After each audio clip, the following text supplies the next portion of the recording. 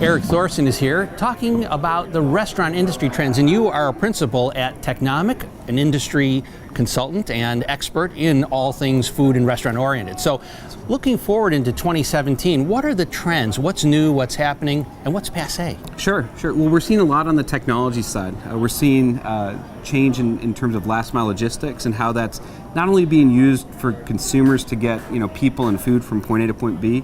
We think moving forward we're going to see a little bit more of a shift in businesses like restaurants and supermarkets using that to source products from their distributors. So that would be backroom type of operations. Right. What would the consumer see? I mean, I know I've seen ordering systems. Sure. So what's going on in that space? On the ordering side, we've seen a big shift in the way that consumers think about sourcing their food, and that's really exciting because it means that in the past you had restaurants, you had supermarkets, and today we've got things like meal kits and companies like Sprig and Munchery that are offering new ways for consumers to source food. And thinking about that, what's kind of going out? What's been tried and true, and is not kind of going the way that it should be?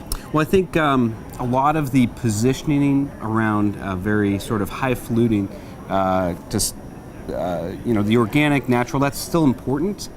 But I think what we're moving to today is really good, wholesome food.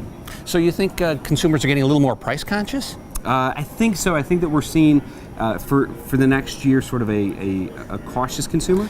Which leads on to the question about sort of the macroeconomic trends. How does the restaurant and food industry work when we see a recession potentially rearing its head? We generally see a slowdown in the full service restaurant space that's more intense than in the limited service or quick service space. But we see players in the areas like fast casual doing better because they're kind of positioned in the middle. And that would be like a Panera? That's correct, yeah. Now granted, all segments tend to be impacted in a recession though. So now thinking about the model where it's not quite a grocery store, but not quite a restaurant. For example, I've experienced Wegmans on the East Coast where they have a really high-end restaurant, but it's in your grocery store. Sure. What's going on in that kind of space? Well, in that area, we've got retailers like Whole Foods who've spent a lot of time sort of redefining what it means to have a food service occasion at a grocery store.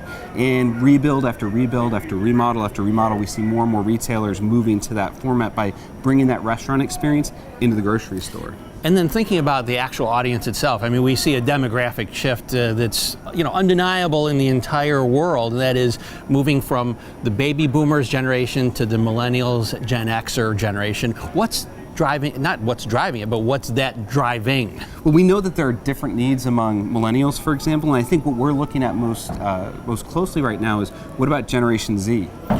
Right? Because they right now represent the smallest share of spending, but you fast forward 10, 15 years and they'll be the biggest consumer demographic group in the U.S. impacting restaurant and retail sales. And that would be people that are kids that are in college right now? Yeah, just coming out of college. Right, that would be, okay, I've got one there right now. So I will tell him he's a Gen Zer. So that's right. Erik, thanks for joining us today. Thanks so much.